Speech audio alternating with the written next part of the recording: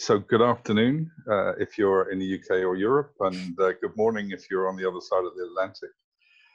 We have 80 people registered, and gradually people are joining us. My name's Clive Snell. I'm the Managing Director of Contact Live. Welcome to this, our second Contact webinar. With everyone working from home and with the lockdown situation we find ourselves in, we decided to, at 4:30 BST every Wednesday, to stage a small event and invited people to participate by presenting things that are interesting for our community. We've got a very special guest, Josh Nicholson, who is the founder and CEO of Cite. And Josh is going to talk to us about Smart Citations. Just a very quick way this is going to work. We're using Zoom webinar. Your mics will already be muted. We do welcome questions. You can add questions on the Q&A button at any time, and we'll get to those towards the end. We're going to run for hopefully about half an hour, that's really all from me. I'm going to hand over to Josh, and I'll pick up with you all towards the end when we have a roundup. So just one more time for Josh Nicholson at Cite. Over to you. Thanks for the nice introduction, and thanks for the invitation to present to everyone. I'm excited, basically, for hopefully feedback from the audience. So I'd encourage everyone to ask questions, type them throughout, and I think I have time on my end to probably answer all of them. And happy to have questions, basically as it relates to business, product, tech, personal questions as well. And so I'll start basically by giving a little bit of a story of kind of who I am, what is the aim of Cite, and then I'll run through some examples of the utility of Cite and where we're going. And so I generally like to start these talks by reminding everyone, well, first, if you have any follow-up questions, you can email me directly at josh@scite.ai. And that is actually out of date. That used to be our old Twitter handle. It's actually just @Cite. So if you have any questions on Twitter, you can follow us there and tweet at us. So as I was saying, I like to start these talks by basically reminding everyone, kind of why we should care about science. And maybe this is self-evident, but I think it really helps to take a 30,000-foot view and think about what has science given the world. And so the internet, the ability to have these virtual conferences, comes from science. Vaccines, hopefully some life-saving ones coming very soon. Telescopes, pasteurization, gene editing, the powerful computer in your pocket. All of these things have been made possible by fundamental, basic research as well as applied research. And that's amazing, right? And so we as a community spend billions of dollars to fund science because we recognize the utility of this. However, science is not perfect. And so I think this is becoming increasingly clear in today's world of how do we know what is right, how do we know what is wrong, and how do we know what to trust? Well, about 4 years ago or 5 years ago, there was a report actually that came out from Amgen, was published in Nature. And what they reported in this was that they looked at 53 major cancer studies. And out of these 53 major cancer studies that they tried to validate in-house so that they could make pharmaceuticals out of them, more than half, actually 89%, could not be internally validated. So this led to a lot of press. And here are two quotes from two leading newspapers addressing this. And that is, more often than not in certain fields, if you try to validate something that's published out there, you can't. And I think there's a variety of reasons for that, and it's a complex story. But I think it's a big challenge and a big problem that we should work to try to address as a community. So that is, effectively our aim at Cite is trying to make science more reliable than it is, so that we are not wasting, billions of dollars, people's lives, and so that we can continue to make these amazing breakthroughs in our understanding of the world, as well as, amazing products. And so the way that I like to kind of show cite is to show the world as it exists without cite, and then to show the world as it exists with cite. And so here, what you can see is my actual research. So there I am. My PhD was looking at chromosome segregation in cancer cells. I did my PhD at Virginia Tech. We published this in eLife. We collaborated with a lab in Portugal as well as a lab at the NIH. My work has been cited 40 times and then viewed roughly 5,700 times. And so this is what we as a community look at when we first look at a scientific paper. Where is it published? Who are the authors? What are their affiliations? And then some metrics. How many times has it been cited? How many times has it been viewed? And then increasingly on other places, how many times has it been tweeted, shared on Facebook, Wikipedia, or the news? And these would be called alt metrics. And so what we want to do at Cite is really kind of reimagine what is going on here. So the citations. And so if you think about citations, for my work, there's 42. That means there are 42 directly relevant studies or reviews related to my work. Some might have looked at the similar claim that I make in my work and maybe agreed with it or disagreed with it. Some might have just mentioned it, and some might just be, rehashing it. And so how do you know what they're saying? Well, in today's world, if you want to figure that out, you need to click the citation. Hopefully it's an open citation index, and then read all those studies to see what they're saying about my work. And so this is just a tremendous amount of work to do to understand my work better. And so this is kind of the conundrum, if you will. There is a massive amount of valuable information contained within this number, but it is really kind of, contained in so much information that it's undigestible. And so I think people primarily use citations really as a proxy. High equals good, low equals bad. And I think they all kind of consider them the same. Despite the fact that, citations happen for many very different reasons, even more than, what we've broken them down into. And so with Cite, we've built a system that allows you to quickly see how a scientific paper has been cited, and specifically if it has been supported or contradicted by subsequent research. And so we call these Smart Citations. We have a browser extension for Chrome and Firefox, and so this is what you see on the side. And basically, this will follow you anywhere you're reading a scientific article online to provide you this extra information that we have. And so if you click this, which I can do, but I think it was a bit slow loading. If you click this, it brings you over to Cite, and you can see basically you have the same metadata. So the title, the journal, authors, and then abstract. And then where we get to, the innovation behind Cite is down here. And so we are showing the context of a citation, not just the title and authors and metadata, but really, what are they saying? And so this first one we classify as mentioning. This is the title of the report, which is just a link to the version of record, a DOI. It was published in Bioessays, and it comes from this section. So how and why is sin measured in vitro? And you can see very quickly and very easily, what is this article saying about my work? And so the effects of sin have been found to be strongly dependent on the rate and type of chromosome segregation or mitotic defect. And then they cite my work amongst others. And this is also an interesting facet, is that you can explore and kind of discover different related work by clicking on citations here. And so that one is not, these authors are not indicating that they found supporting evidence or contradicting evidence like mine. They're just mentioning it. However, if you select over here and look to see that there is one supporting citation, you can see a difference. And so this article, again, comes from Molecular Biology of Cell. It appears in the results section of this paper.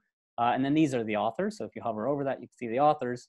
And if you skip the first sentence and look to the second sentence, you can see why we classify it as supporting as a supporting citation statement. So in agreement with previous work, and then there's a citation to me, Nicholson et al., the trisomic clone showed similar aberrations, albeit to a lesser extent, supplemental figure S2b.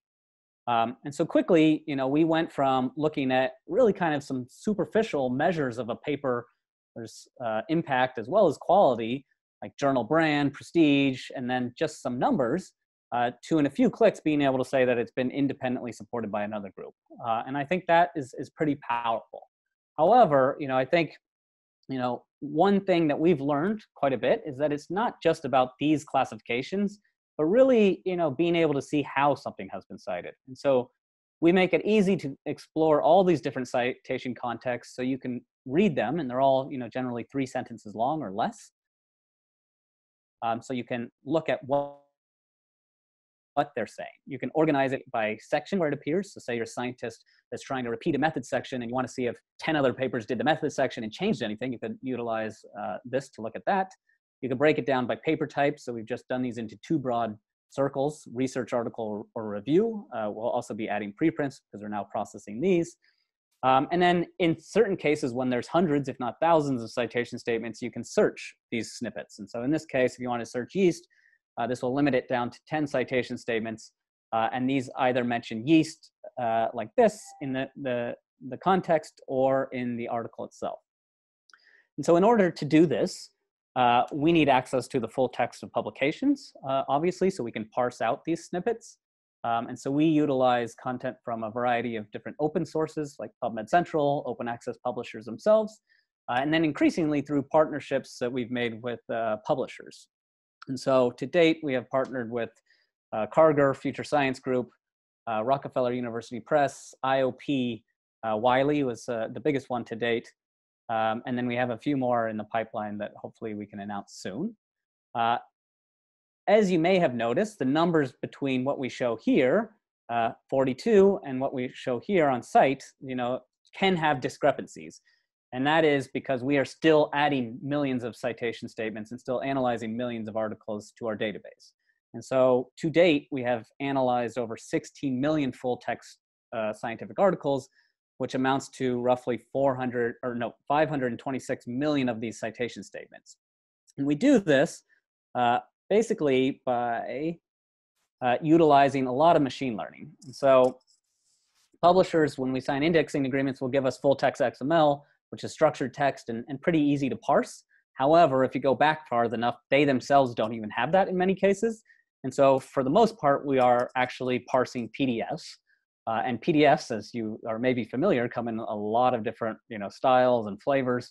They can be 2-column, 3-column. They can have superscript, subscript, parentheticals, or name author citations. And so we need to reliably be able to identify these in-text citations from PDFs as well as full text XML, and then extract the text around that. And so this is a visual representation of how we do that. We identify the in-text citation. We then match that to the reference, and the reference section, again, will have varying degrees of information. Some will have a DOI in it, which makes it very easy to match. Other times it will only have 2 authors, maybe out of the 5 authors. And so we need to match that reference against a database of all articles. So in our case, Crossref. And so this is one part of the process just to get the citation context. So a lot of machine learning, and specifically 11 different machine learning models with 20 to 30 different features each to extract these citation statements. And then once we have that snippet of text, we use one deep learning model to classify it as supporting, contradicting, or mentioning. And so the way that we've developed this is basically, as humans, to look at these citation statements, read them and say, are these authors supporting with evidence or contradicting with evidence or just mentioning it? We've done that for 45,000 different snippets, roughly, where there's been 2 independent experts have to agree upon this.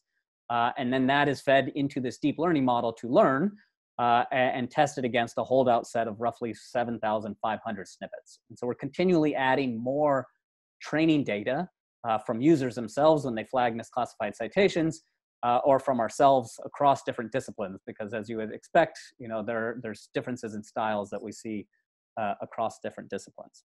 And so this is kind of, one example with my personal, story. How does this relate to other types of work? So here's, one type of work that I think really has direct impact, not just kind of on basic research and maybe would be an enhancement to an individual scientist or a waste of time for an individual scientist, but could actually really affect, a company. And so this paper, which is basically, related to my work very much, in fact, they peer reviewed my work, was published in Cell. It comes from MIT, is a breakthrough prize winner. It's been cited hundreds of times, so 218 times according to Plum, and similar number to us. And this is what many authors would really kill for, right? To be published in the top journal, to have these high metrics. because this will ultimately, lead to career advancement or as well as, potential grants. And so if you look at this under the lens of cite, indeed there are, multiple supporting citation statements, and you can scan through them here. However, there's also contradicting citation statements, and these contradicting citation statements you can see have been expert classified, because what that indicates is basically our model wasn't able to pick it up, but someone was able to flag it. And so we allow users to flag these citations as supporting, contradicting, or mentioning. These are then reviewed by 2 independent experts and either approved or rejected, and then added to the training data later. And so this is, I think another example where having cite can really change how you see an article, right? So you're no longer just looking at, okay, it's in one of the world's best journals, but now what are other scientists saying about it? And so really, kind of looking at citations as a conversation amongst papers. We recently did a study where we took our capability of looking at citations this way and analyzed basically all scientific articles referenced in Wikipedia. This came about really because I thought, okay, here's kind of the superpower that I have looking at scientific articles. Wouldn't it be great if the public as well as other scientists could see this information so it could help them better understand, science? And so I basically entered into kind of a debate with Wikipedia editors, and ultimately this led to a scientific study where we looked at all scientific articles in Wikipedia. So this one example that I highlight here appears on the Suicide and Internet Wikipedia page. And as you can see, it's quite short, but it does make references to scientific articles. And if you look at this sentence, it'll say, a survey has found that suicide risk individuals who went online for suicide-related purposes compared with online users who did not, reported greater suicide risk symptoms, were less likely to seek help, and perceived less social support. And then here is the reference. And so that reference is pretty critical, right? This is a scientific study on the 10th most popular website in the world talking about, life and death. Is it something that is trustworthy? Should I, as an individual, maybe with these tendencies, act accordingly? What about someone in my family? Things like this. And so with cite, again, you can click through this and see the scientific article. So here it's been published in Taylor and Francis. Remarkably, it has not been viewed that many times. So only 7,900 or 792 times. It has 59 citations, according to Crossref and other providers, and then a bit less by ours. And what you can see is that, yes, it has received supporting citation statements, but it's also received one contradicting citation statement. So if you click through on this, what you'll see is if you select these, 2 different supporting citation statements, and it'll say our findings supported previous research. However, what is interesting about this is if you look at this author, Keith Harris, you'll see that it's the same author as this. And so this is a self-citation supporting this paper. The contradicting citation, there are differences in authors. And what you can see is, they cite Harris, and then they say, in contrast to our study, they find similar levels of mental health professional contact between those with and without suicide-related internet use. And actually, I think, the real value of cite here is not just that you read these 3 sentences, but if you go then look at this article, you can see in other parts where we don't pick it up, they're even more strongly contradicting this work. And I think, this example here, I'm not trying to shoot down this paper because it could well be right, but I think showing this context can really help humans, come to this a better understanding of scientific articles, and that is useful for everything that I first talked about, developing better technology, developing better therapeutics, better policies, better psychology, how we raise children, things like this. And so this is, ultimately where we are today, is we are focused primarily on scientific articles. We will expand to, bringing this utility so you can click on researchers and see their track record of publications.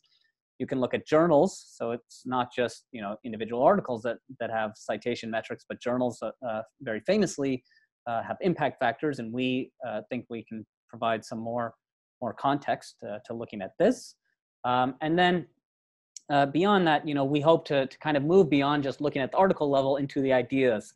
And so what if you have this question? You should be able to query Cite and kind of answer that question by looking at multiple articles, not just by reading one individual article at a time. And so the last thing that I'll highlight before, hopefully having some questions, is that our approach, we thought was entirely kind of novel, but it's actually existed in law for over 100 years. And so lawyers have something called shepherdizing, named after Frank Shepard.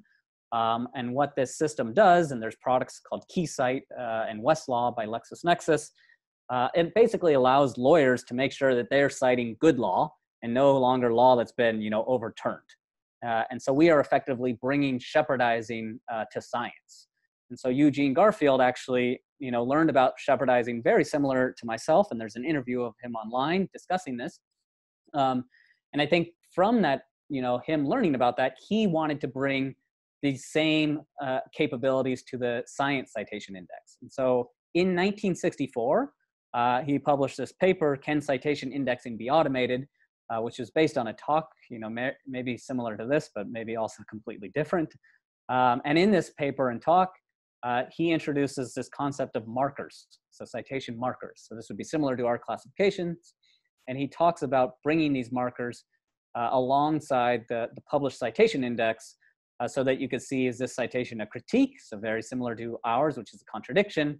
And then he talks about a few other markers, which I think are quite interesting. Mr. X is wrong, data spurious, or my favorite, calamity for mankind. And so we are effectively, bringing forward this idea that's been around in science for quite some time, but I think has not been able to be, acted upon, really because the technology hasn't been there. And I think, had we approached this only a couple of years ago, we also wouldn't have been able to do this. And so we are really, relying upon deep learning and advances in machine learning to be able to parse through this highly valuable, but also highly unstructured text.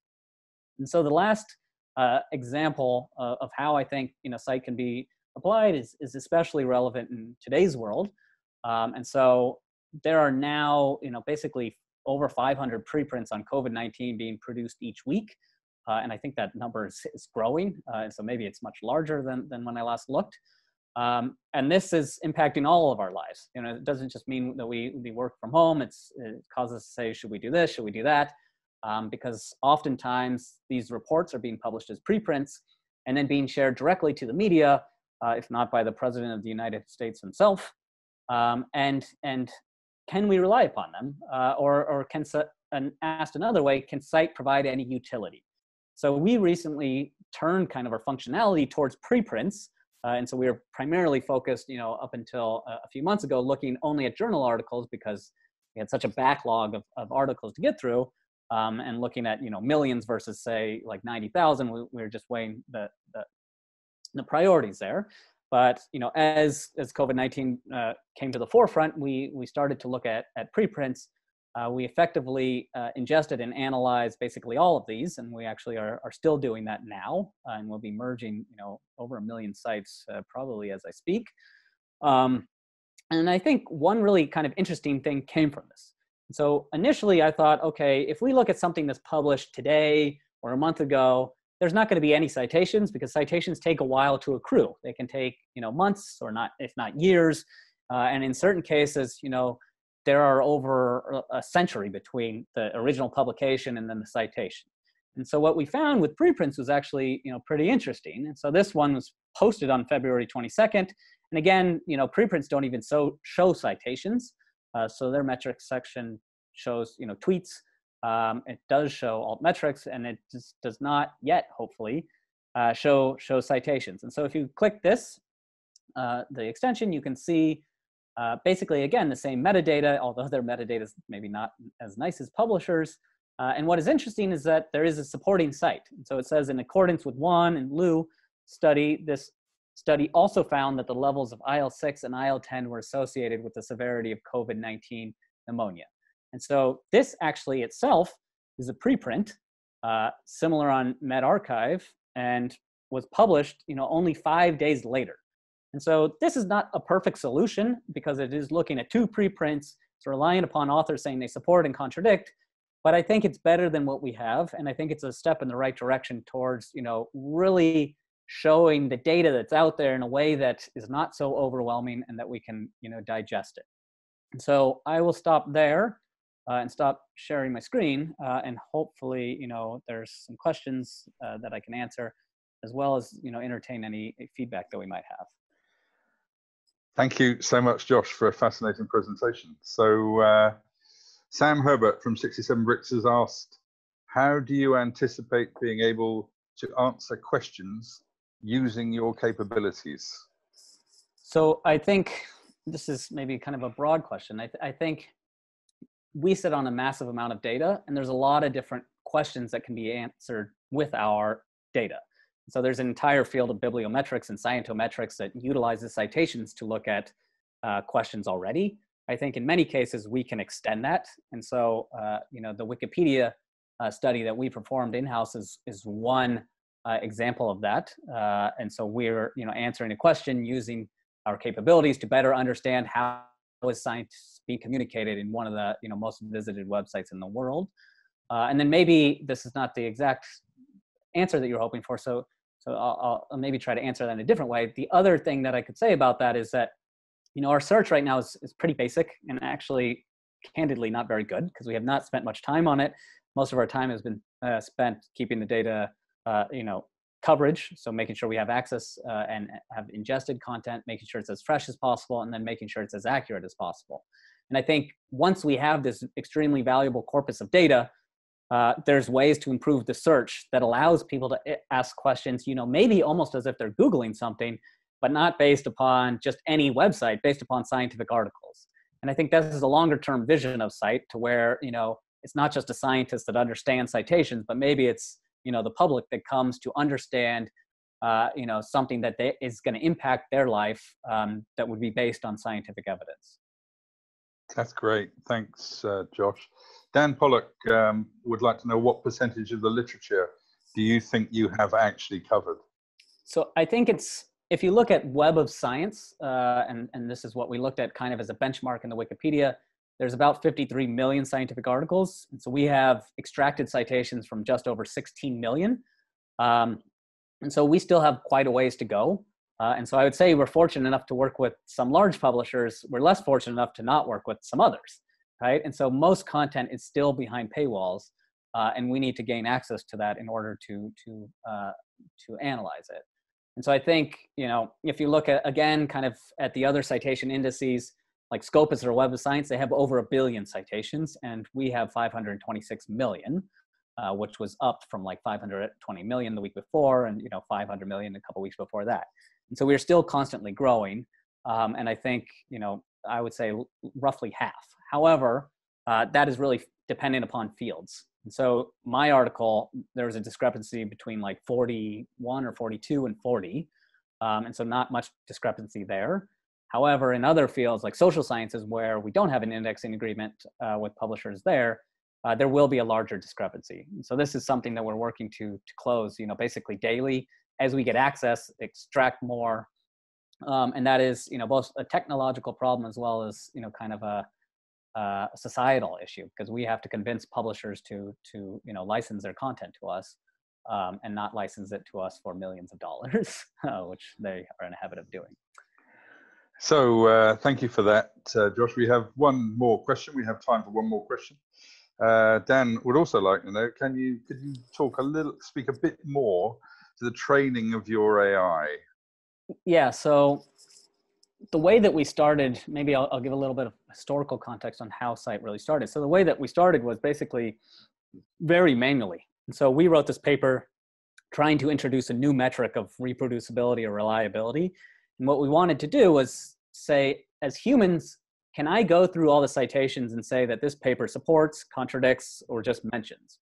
And so when we did that manually, we were able to tell as humans and read that, okay, this person is citing this paper because they are contradicting it, or this person is citing this paper because they are supporting it. And so we're encouraged by the fact that we could do this as humans, but discouraged by the fact that it would be impossible to scale up beyond like one paper with 100 citations, because we're now looking at hundreds of millions.